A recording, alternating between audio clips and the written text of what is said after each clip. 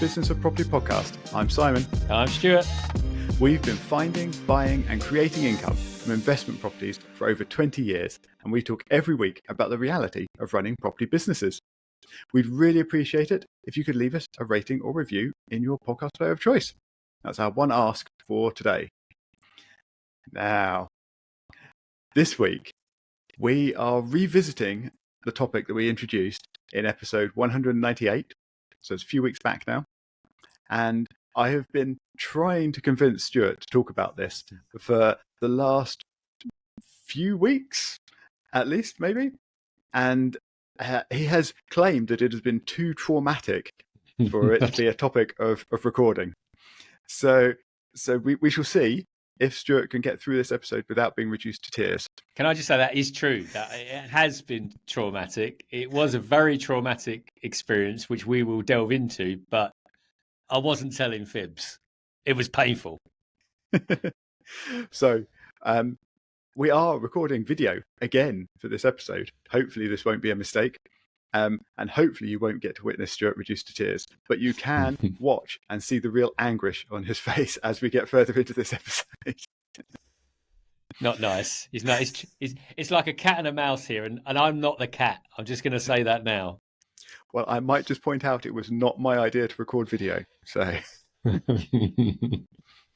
anyway, so we better set the scene. You can, of course, go back to episode 198 and listen to all of that if you want the full details. But a very quick summary is that Stuart recently took on a new project. This was, as it happens, a rent-to-rent project, but that's not too critical to this particular story. And Stuart was up against a very limited time window to complete this project.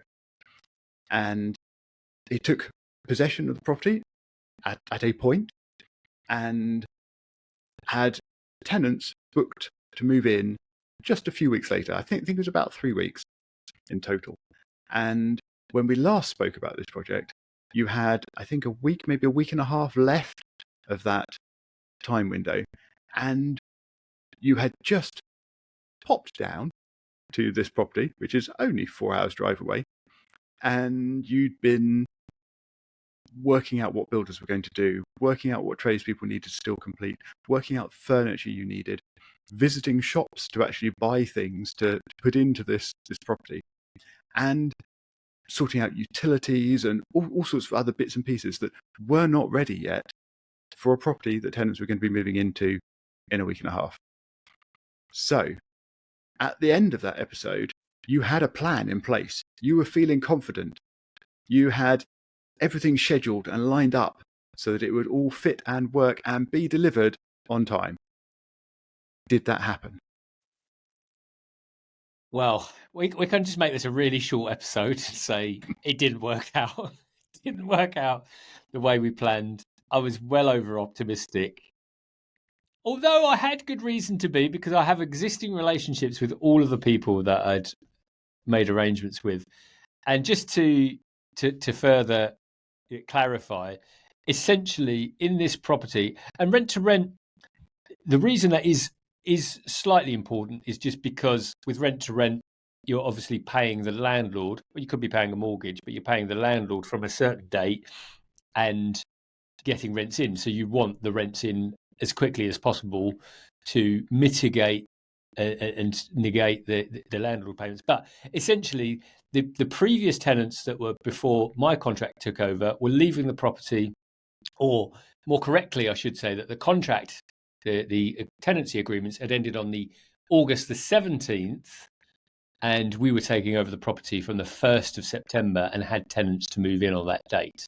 So actually, that's a tighter window than I remember. I should have gone back and listened to the last episode. Oops. Yeah.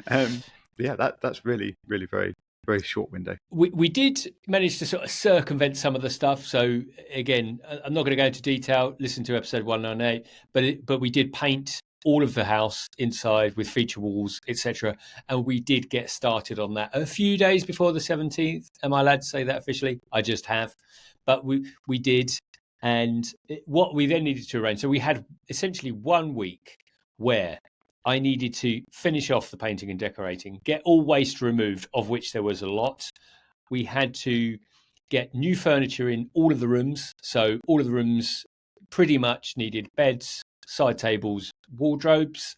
We had to have a full deep clean, and there was lots of waste in the garden, front and back. General tidy up, get Wi-Fi and services in, as well as getting the services set up from the first.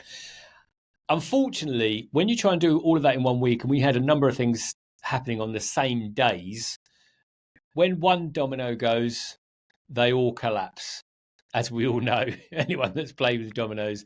And unfortunately, that's what happened. Now, the painting and decorating part, that went pretty well. There was a little bit of snagging to happen. But it really started to go a little bit wrong.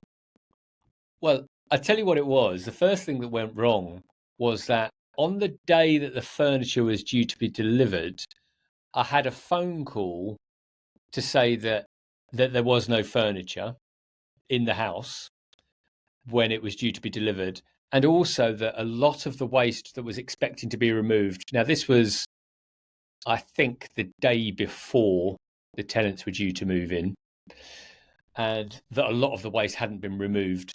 And unfortunately, the amazing letting agent did go and start sorting some bits out. But what that meant was that there was now a mattress on the front lawn, and so far from being the clean place that I wanted it to be. Also, that we needed some windows cleaning because someone, and again, we talked about this, but someone had decided to have an egg throwing competition on the front of the house. That hadn't been cleaned, and that's not a great look. It's not a great look to have eggs all over your windows, bright yellow eggs. So the first issue was furniture hadn't gone in. So I had to go into bat with the furniture company, and they said, in short, that because it was student intake day, they had no availability to deliver the furniture into the property. Even though they had previously booked the delivery on that day with you. Mm-hmm. So they had no availability. So this was So I now remember this is the day. This was the day before tenant move-in, and they said they had no availability for that day. And I said, I appreciate that. However, it was supposed to be done yesterday, and that was the agreement. So I appreciate that you may have lots of. And without going too much into it, now I know the owner of this business, and she is really good.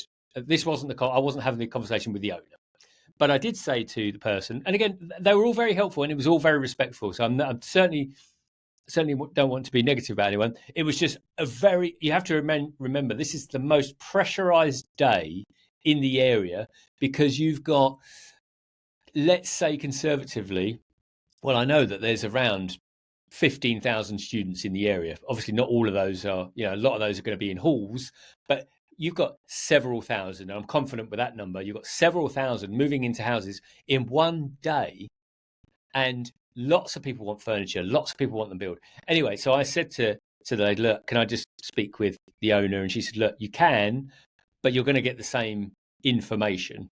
And I said, okay, that's fine, but I would like to have this conversation.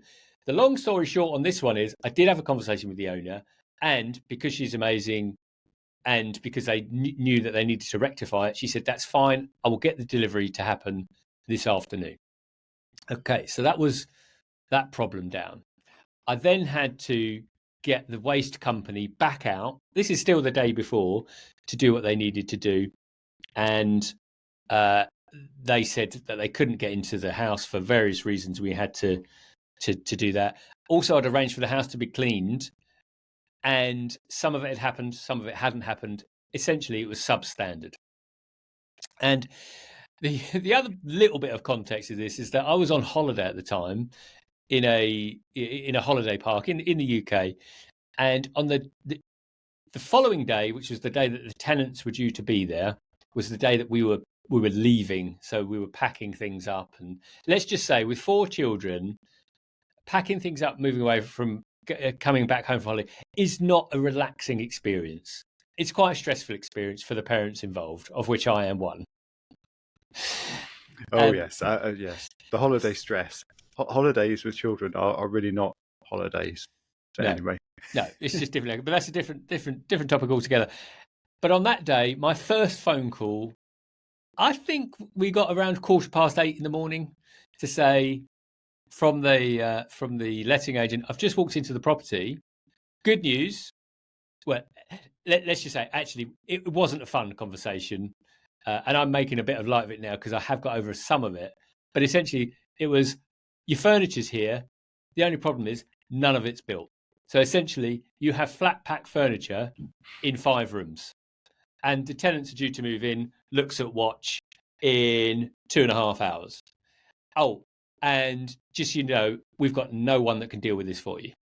So I phoned and it's not like you could even get there either. I mean, it's just too far away. You couldn't even get yourself there to put furniture together, even if you wanted to do that, which I'm sure you didn't. At this stage, I'm in Suffolk, so I'm not 4 hours away. I'm about 7. So by the time I get there, we're all done. So I phoned my usual go-to guy, my builder, who's amazing, does so many different bits for me. I phoned him. He takes the call. All credit to him. He's in hospital. He's got a hospital appointment. Can't help you with the furniture build. I phoned the waste guy. He can possibly help me. But once again, I phoned furniture company. Well, that wasn't what was on the ticket. I said, it might not have been on the ticket, but it's definitely what we discussed. Then I get put through to the owner, who acknowledges that that's what we always do for me. And, so they've got to come out. But bearing in mind, the first tenants are supposed to move in at 10:30. I'll give the summary on this one. The letting agent had to start putting back the check-in times because we just couldn't do it. And it also turned out that the Wi-Fi hadn't been set up. So even though, and this is what really bugs me, because I was a bit confident, some might say a little bit cocky on the last episode, because I'd had some of these conversations 4 weeks ago. And I had it with the company. Yeah, we'll set up. It takes 14 days, but we can do it much quicker. We'll do this. We'll do that. What did they do? Nothing. Absolutely nothing. I then phoned them, say, how quickly can we get the Wi-Fi set up? Well, it's really busy right now. You're going to wait at least 14 days. Not sure that's going to work for my tenant. So I had to then bear in mind, I'm now having lots of conversations on the phone whilst trying to pack the car badly, with my wife looking at me in a certain way, which is, are you really doing that and not going to help me with the 4 children in the car? I know that look. Not 4 children. I know the look for 3 children. Yeah, which is really.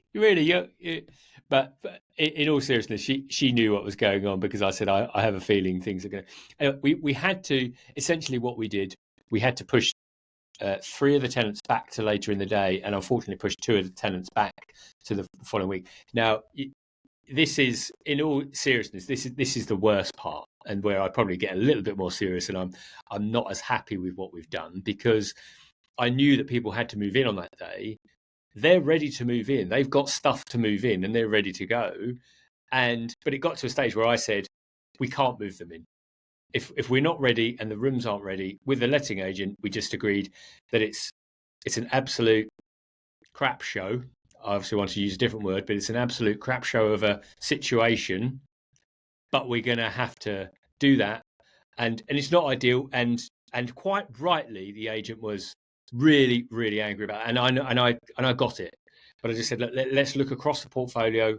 I should have a couple of rooms. If you haven't, let's do it. We can do things to mitigate this or to help out. Let's do a couple of things. But it's like the worst situation ever. And I can tell you now, I never want to be in that situation again. Never. And I'll say that, because if the letting agent is listening, please know that I will be going out of my way to ensure that this never happens again. Because it's the worst situation to say to someone, yeah, I know you're supposed to move in today. You might have some cases of stuff to move in, but this isn't happening right now. The only thing I can say to you is, it's a brand new house. We did the carpeting. So the carpeting went out that week as well. So we put a new carpet in. I actually forgot to mention that. That bit went okay. We got the carpet in, although one of the rooms didn't, but that was kind of okay. So we had all of that going on. So I'm managing carpet fitters, cleaners, window cleaners, builders, painters, decorators, utility providers, furniture delivery people, furniture assembly people, and realised that trying to do that we were actually trying to do that in 4 days is bonkers. And I would just say to anyone listening or watching, don't do it.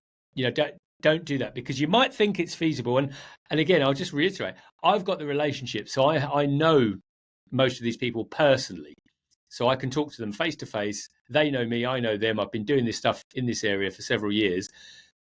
And you think that helps, but it doesn't mean that things aren't going to go wrong, because it's not on each of them. It's the combination of all of those events happening at exactly the right time so that the next person could do what they needed to do. Yeah, and ultimately, it doesn't mean they've got any more hours in their day. Exactly. If they're already fully booked somewhere else, or in hospital, or whatever the other reason might be, if they're physically not available, they're physically not available.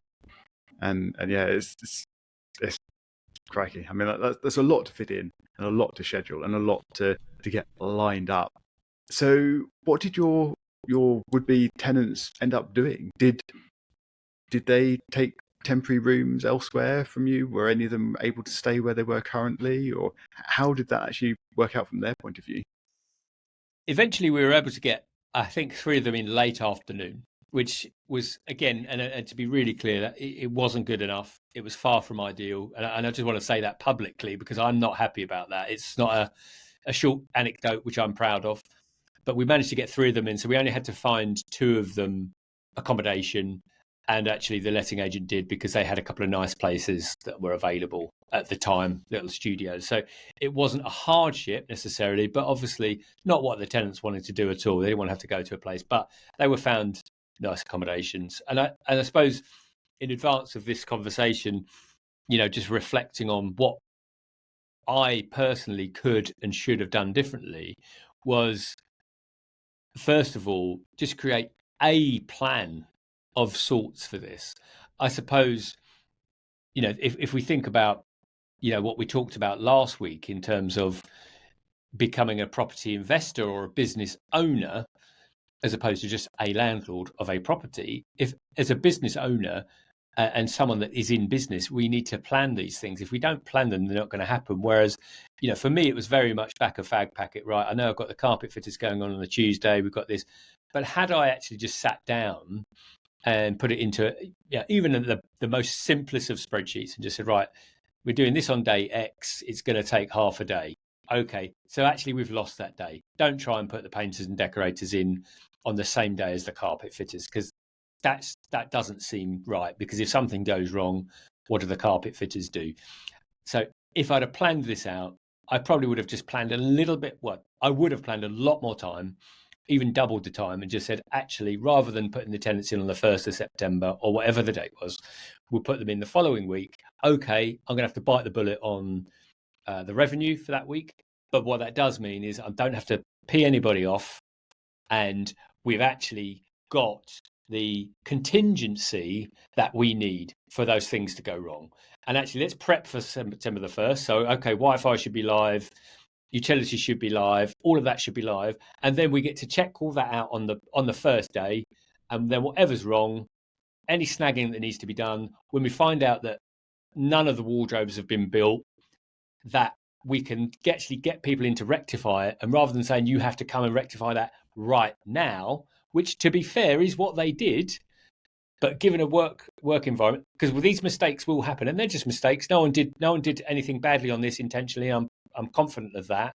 But actually, when those mistakes do happen, because I made the biggest one of all, it was I take full responsibility that we actually have the time to rectify those things, so that on September the 8th, letting agent, tenants can all walk up to the door, not see egg yolk on the front of the house, and actually they've got a much more pleasant experience than actually now been delayed half a day at best, or come back in 3 days at worst, which then leaves a little bit of a bad feeling for them mostly, but also for us about how we've entered this.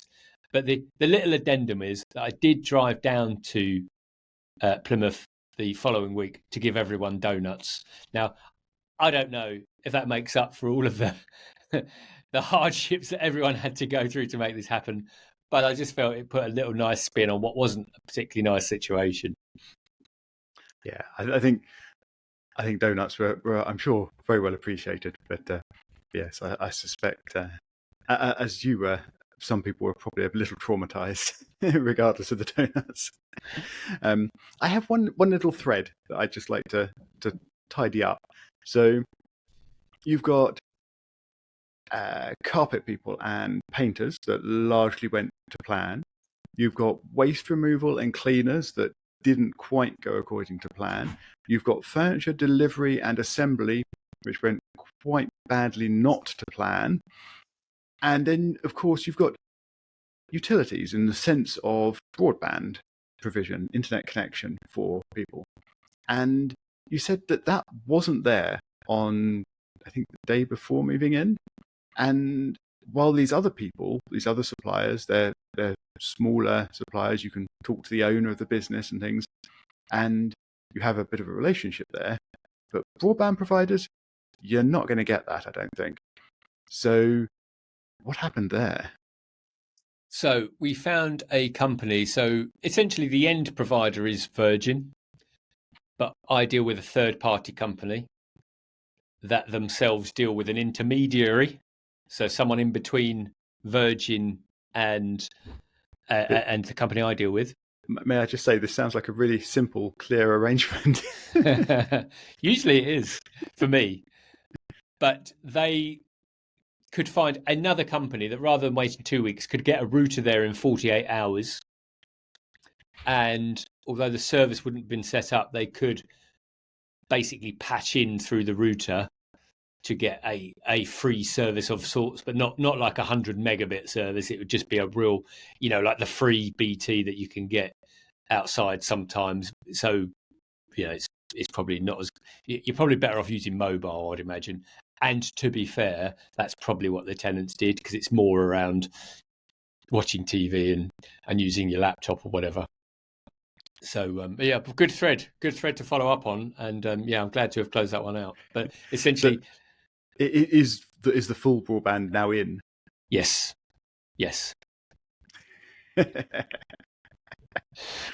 Excellent. So you have a house full of happy tenants? So far, so good. So yeah, we filled the house. It's now fully occupied. I haven't heard anything since. So that's done. And overall, we have to look at it in the round that despite all those mistakes, we still took on a property from August the 17th, and it's been full from the first week of September. So all in all, and it was in a real 2 and 8, this property, in terms of needing sorting. And we've just heard about what didn't go right, but still, basically within 3 weeks, it was a nice property with all new furniture, with all new carpets, all redecorated. So we focused on the negative today, but it's a nice property, and therefore is now income generating and covering the cost of itself over time. Yeah, and while we have talked about and joked about the stresses and the strains involved in this, that is an incredible turnaround, and you have improved a property significantly, and you've got new tenants in there who are happy with their nice, newly decorated and newly prepared living arrangements. So I think that's a good accomplishment and a good result in the end. And you're still almost smiling. A lot of psychotherapy. So if you want to help Stuart with that, or suggest any other very tight deadline projects that you might want to be involved in, you can reach us on show@thebusinessofproperty.com. Other than that, we will talk to you again next week.